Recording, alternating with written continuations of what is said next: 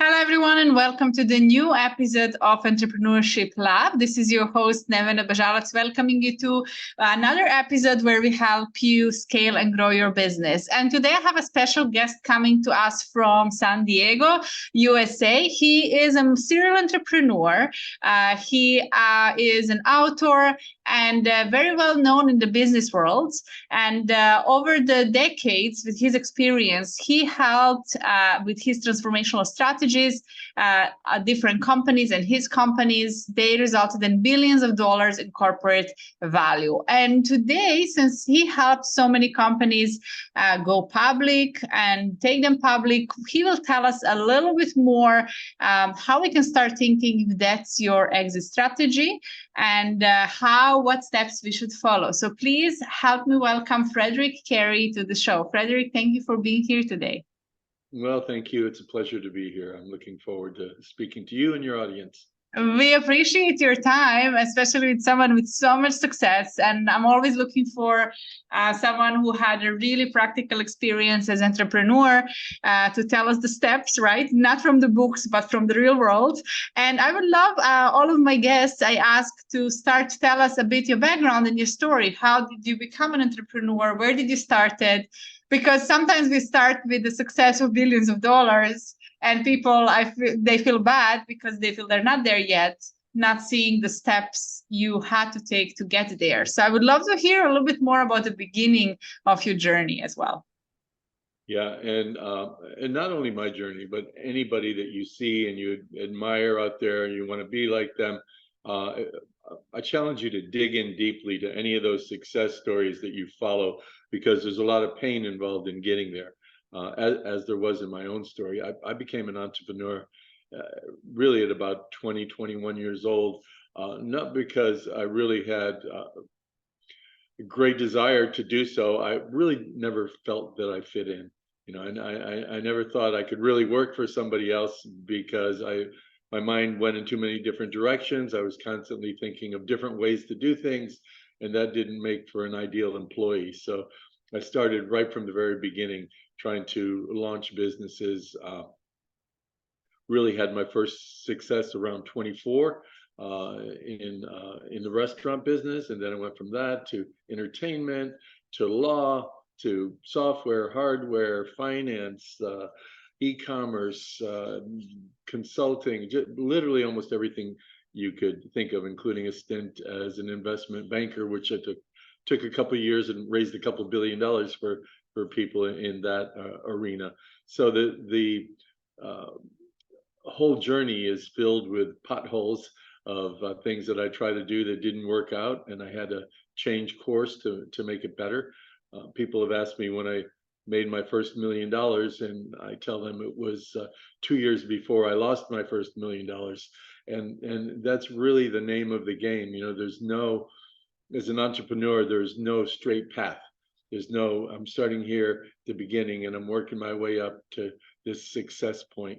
It's ups and downs, and it's a never-ending journey. So the very first thing I like to tell anybody that is an entrepreneur or thinking about becoming one is this is really hard. It's not easy, and it takes a lot of work, and it takes efforts that you need 60, 80 hours a week instead of the 40 hours and the retirement money that you're saving as an employee. So my journey has been up and down. I took 2 companies public, and we can talk more about that. That's another grueling thing that you need to think about, whether or not you have the appetite for that. But we'll talk about company growth and company exit strategies here throughout this morning. So when you're starting any of your business, do you at the beginning have an exit strategy or exit plan? How are you going through all of those industries? I'm sure you were not equally passionate to work in all of those industries, but you just saw opportunities. So can we talk a little bit more about that? Because I see a lot of entrepreneurs being passionate about something, but not evaluating if it's a really good business plan. So I always say you don't have to be equally passionate, and you don't have to work in each one of your businesses. So can you tell us a little bit more about that? And what should people look at when they see an opportunity or when they're passionate about something? And should they, from the beginning, have some exit strategy? Yeah. First of all, in today's world, if you have a company and you have a company that is going to become successful, you're not going to be able to become successful in your cash flow alone. Because let's suppose you're doing really great and every month you're doubling your business. The expenses that you have in this month depend on the revenue you made last month. So if you've doubled your business, you're doubling your expenses and you're paying for those expenses with last month's revenue. It doesn't work. You can only go at a certain threshold, at a certain distance, at a certain growth. And so you need outside capital. And if you don't have an exit plan, you're not going to get outside capital, because an investor doesn't want to know about your dreams, about your passion. They want to know about that at the end. In the beginning, they want to know they're buying a financial instrument. They want to know, why am I paying this? When am I going to be able to sell it? And how much am I going to be able to sell it for? And then why are you guys the ones that are going to make this all happen? So if you're not able to tell an investor, hey, look, 3 years from now, we're planning on going to IPO. This is our plan. This is how we exit. Or 3 years from now, we're planning on being acquired by Amazon or Shopify or some other big company. And this is how we're positioning ourselves to be really attractive to them. If you don't have that dialogue, you're not going to raise a penny, because investors aren't going to invest on you. They're going to invest on your stock, your financial instrument, and they want a return and they want an exit. So if you don't have an exit, you're never going to get very big. Yes, and can you tell us how should someone start, or thinking, what are some options for exit strategy? I'm sure you had different ones. Maybe you probably sold some businesses, you kept some went public. So can you tell us a couple of options and how you decide on your exit strategy? Yeah, you really decide on that almost in the very beginning, and it may not end up being what you decide, but you need to have a goal, and that goal could be, I want to be in this business for the rest of my life. Then you don't have an exit strategy, but then you're not going to raise capital. The only type of capital you could raise in that type of an environment is debt, and usually it's going to be your personal guarantee, mortgage on your home, SBA loan. Those types of things will help you grow what I call your lifestyle business. This is what I want to do for the rest of my life. For those that are looking to, hey, I really want to take this thing, I really want to grow it, I think it's the next big thing, and I need an exit. You need to sit down and look. The very first thing you need to look at is, what is this market I'm going into, and how am I going to make a difference in that marketplace? The number one failure point for new businesses in America, at least, and I'm sure it's true around the world, is the founder created a business that there's no demand for. Think about that. How sad is that? You would think, hey, what's the number one thing? Oh, you run out of money. No, you created some stupid thing that nobody wants. That's the number one thing.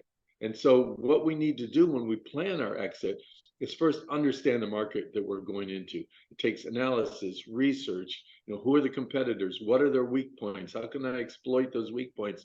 Who are the customers? What do they want? What are they not getting? How am I going to be able to give it to them? How am I going to position myself? How am I going to be the Apple to the IBM, the Virgin Airlines to British Air? How am I going to stand out as a smaller organization to really make a difference and give these customers what they really need and they're not getting from the competitors? And once you figure that all out, then those competitors may be your acquirers. And so you look at the strengths of those competitors and see how big they are, what they're missing, because big, huge competitors are kind of like aircraft carriers. They don't move very quickly, and they'd rather acquire businesses that are really compelling and synergistic to what they're doing, rather than go and try to recreate the wheel on their own. So you identify those targets that you think would love to have you if you can do things in a really good way, and you set your goal. Within 3 years, this is what's going to happen, and this is how I'm going to do it, and this is where I need to get to so that I fit neatly like a glove over what they're doing now. That's really the way you plan. Understand your market, understand the players, and understand how you could be something that they want over time.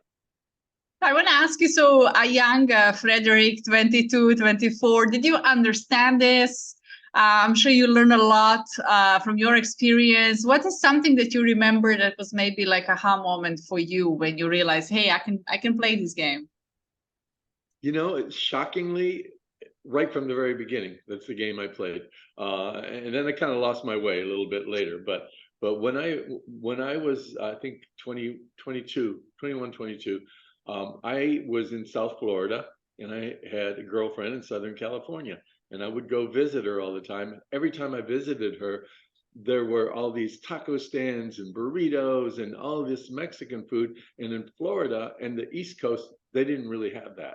And so every time I went back and forth, I thought, wow, we really need this in Florida.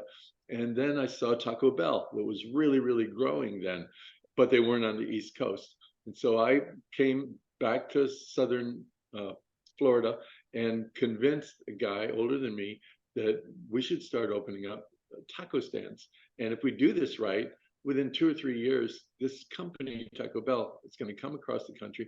And if we build enough stores, they're going to come and acquire us. And so in 3 years, we built 70 stores. We were all up and down the coast of Florida. We were up into Georgia. And sure enough, 3 years later, they came across. We didn't even call them. They came across, saw the landscape over in the East Coast, and acquired the company. And so that was. And Florida also have a lot of Latinos, a lot of Cubans, so that was definitely a good call. People love tacos. We were doing really well there, but the reality is, from day one, I was planning on what that exit was going to be, and we've done that with a few different companies. I've done that with a few different companies, and it's always best if you have that. You can't go into, let's suppose you're a football team. You can't go into the game without knowing what you want at the end, right? And business is the same way. If you don't understand the end, this is a cool business I want to get into. That's not enough. You're going to end up being the 60% of businesses that fail in the first year because they create something that there's no demand for.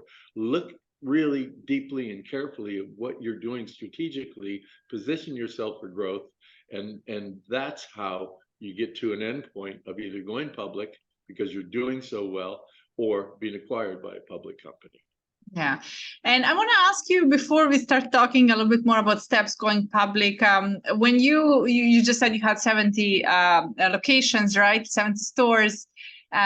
What were some challenges you had? I mean, I'm sure it took overcoming a lot of challenges financially. I'm sure you, as a 21-year-old, unless you had, I don't know, a huge trust fund or something, which I'm sure you didn't. How did you raise a capital? Like, what were the challenges you had? And that were probably a little bit different times before even internet, right? So what are some things you had to do to overcome, and which challenges you had? Because I find it always inspiring to see people really having the struggles that we are also facing, and then like, oh, they overcome it. So, and I think all the listeners will appreciate that. Yeah, well, as far as being a trust fund baby, I wish I was. That would have been awesome. Of course, I'd probably be a raging alcoholic right about now. But the reality, and now I only have one old fashioned a night. And the challenge for any entrepreneur is raising that initial capital.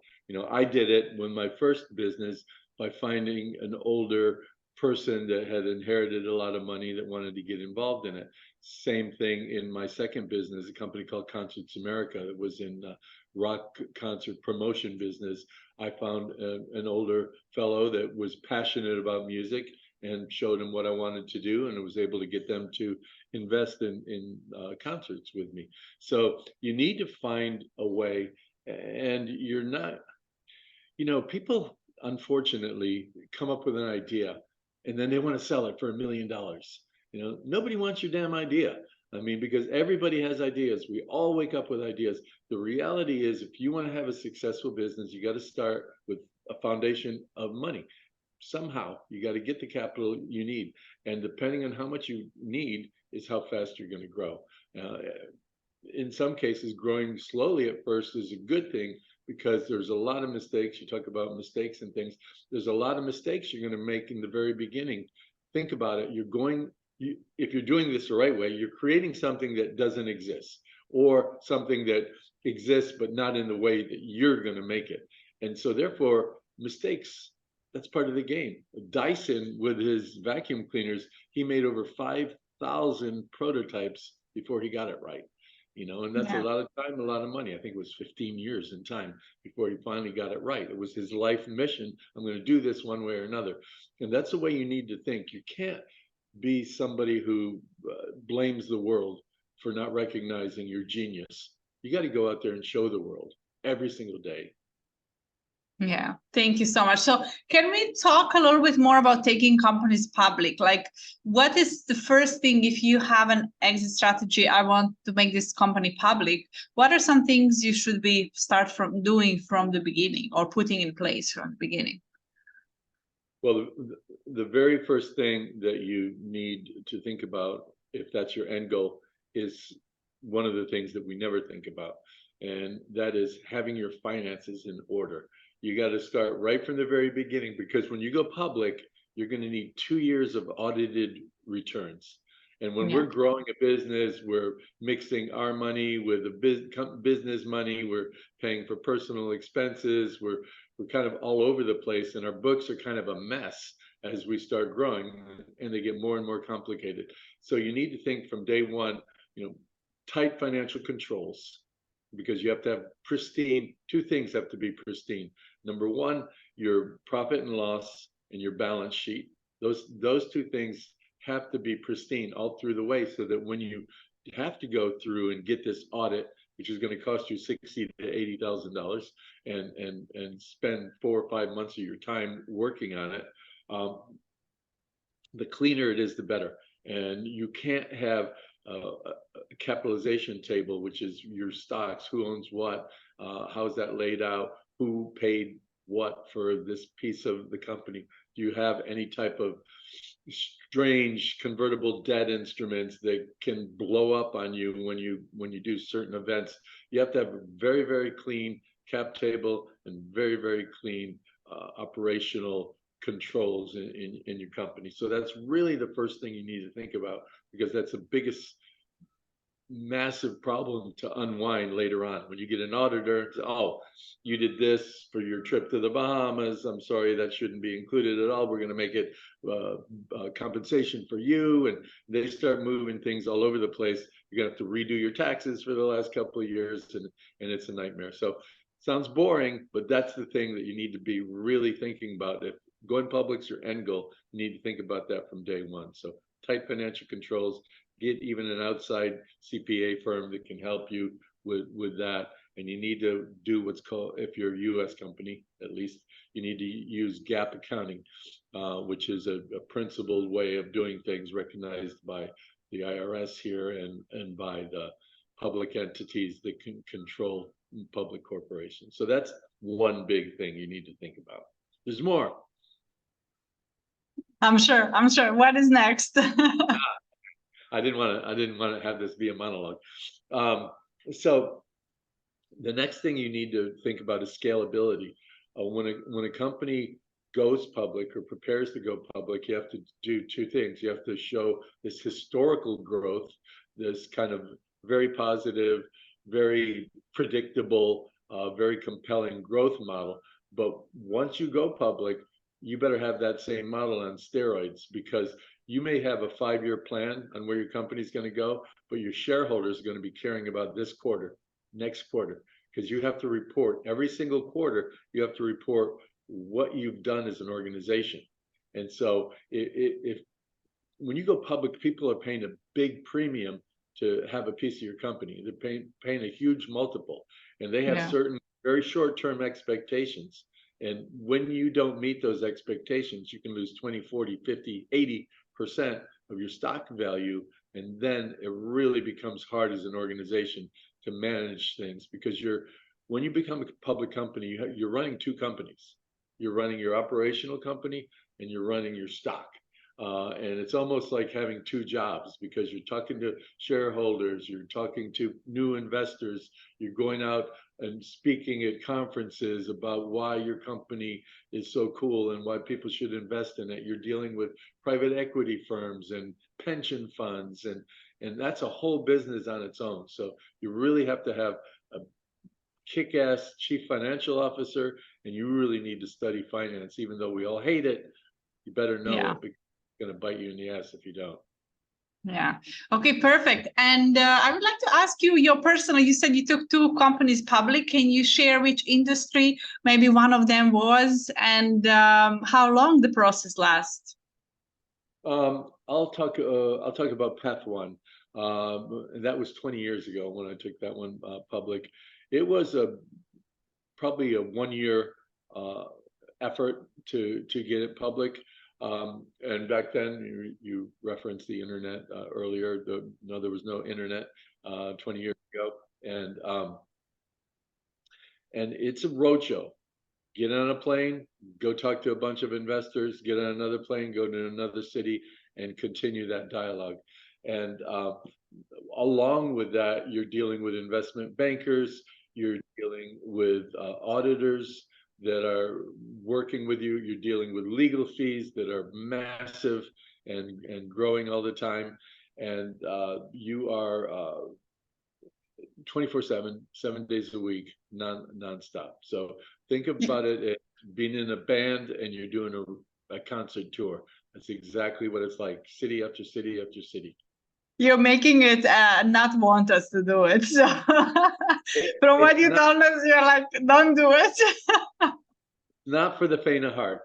And actually, sometimes a better exit is being acquired by a public company, because two things are going to happen. Well, number one, you're going to have to still go through all the headaches of everybody going into your books, looking at everything, looking at your customer list, speaking to dozens of your customers, speaking to your staff. Really, it's open kimono time. I mean, they're really going to dig into what you're doing. But the good news is, if there's an acquisition, they're paying you a multiple.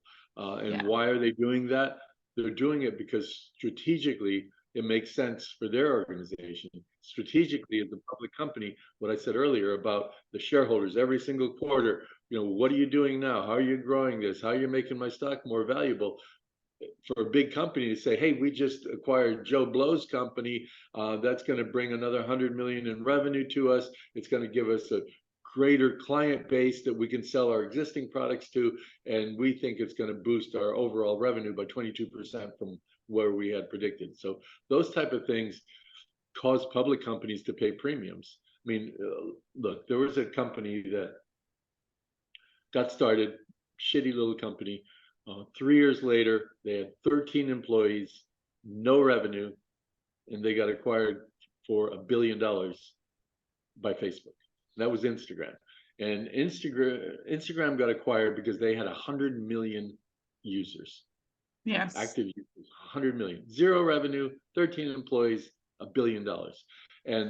And back then, almost everybody thought that was ridiculous to pay that kind of money for that little company. But now it's worth hundreds of billions, and really kind of overtook Facebook. Facebook is like, yes, old school. Exactly. And Instagram, and to a lesser extent TikTok grew fast but stayed very young, and we'll see what happens. But Instagram has a firm hold on the ground and the territory they've got. It turned out to be a brilliant acquisition for them. Yes. So strategic acquirers are going to look a lot more deeply than just what your revenue is. And if you can show growth in other ways, then that becomes a really good bet for you. Absolutely. And as we're wrapping up, I would love to ask you maybe for one last tip, if somebody is looking or considering to take their company public, should they have a mentor, someone like you? Are you mentoring? Or, where should they learn? Where should they go and do things so they avoid maybe some of the mistakes you had? Yeah, and I'll start with some of the end of what you're saying, and then I'll answer your question directly. As far as mentoring and things like that, I never had that luxury, and I strongly recommend that not only you have it, but the hard part, that you listen. A lot of times, and I told all my young guys, I have a lot of young friends in their 20s and their 30s, and everybody was jumping all over Bitcoin and cryptocurrency, and they're buying it at 50,000 and it was going to go to 10 million. And I said early on that this happens over and over again. We have cycles when new technology comes in. Like we had the .com burst, it was a the bubble. You could have shit.com as your name, and you would get $1 billion, and then it burst. And I was trying to say the same thing about this, that hey, it's going to be part of the future, but we don't know how it's going to be part of the future. Bet on the underlying technologies, not on the individual companies, right? You want to bet on the racetrack, not a racehorse. Yes. And you know, yeah, you're old, you don't know what you're talking about. And you know, they all of a sudden they had $3 million, and then like 2 weeks later they had $20,000.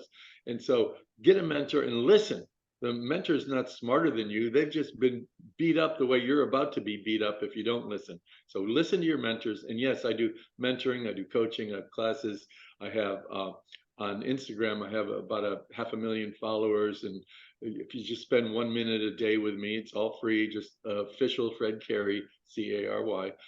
Go on there, be a member. And by the way, there is on my Instagram page, there's a link tree, and you click on the link tree, you'll see I have courses on purpose-driven entrepreneurship, and they're usually around $400 or $500 for your audience. If they go on there and they use the code Go Big, they're going to get it for free. So it's about $500 worth of value. It's going to teach you everything about building and growing a company, and you can have it free. Go Big on my link tree. Amazing. Thank you so much. So all the listeners, go to Frederick Cary Instagram, go to his link tree, his masterclass about purpose-driven, right? Purpose-driven business, and put the code Go Big. We will put in the description of this episode so you can get his masterclasses for free. Thank you for that gift. That's incredible.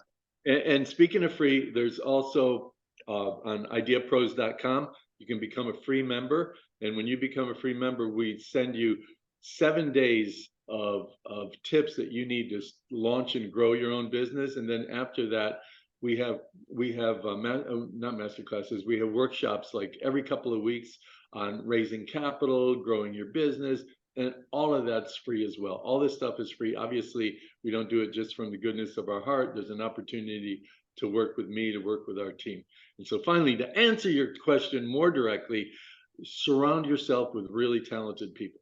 When you have a company that's thinking about going public, you need to have some rock stars on your team. It can't just be you. You're going to have somebody really heavy duty on the technology side. You're going to have a very experienced financial officer that has been involved in public companies before. You need a sales and marketing team that's second to none, because you really need to understand the strategy of marketing, not just marketing communications to your audience, but the strategy of trying to think about how you make yourself obsolete. Because if you think about how you make yourself obsolete, you're going to be thinking about how am I better? How am I better? How am I going to change? How am I going to do something different than I'm doing today? Successful today, but it's not going to last. How do I make this me obsolete so the new me can go continue to kick ass? Because if you don't do that, somebody else is going to be doing it. As you grow and get ready to go public, you're going to have a bunch of competitors staring at you from behind and figuring out how they can kick your ass. And so you need to figure out how to kick your own ass. Surround yourself with a great, solid team, and keep evolving as you go forward. That's how you go public. Thank you so much, Frederick, for this incredible interview. So many tips that I'm sure the listeners appreciate. Please make sure to connect with Frederick on LinkedIn, Instagram, and all the platforms. Go to his YouTube channel, TikTok. He has hundreds of thousands of views on his amazing content, and go and watch the free masterclasses we just received as a gift. Thank you, Frederick, for being here. It was a pleasure. And everyone listening, make sure to like this episode, download, subscribe, and share it with someone else who can benefit as well. Thank you for listening, and I see you in the next episode.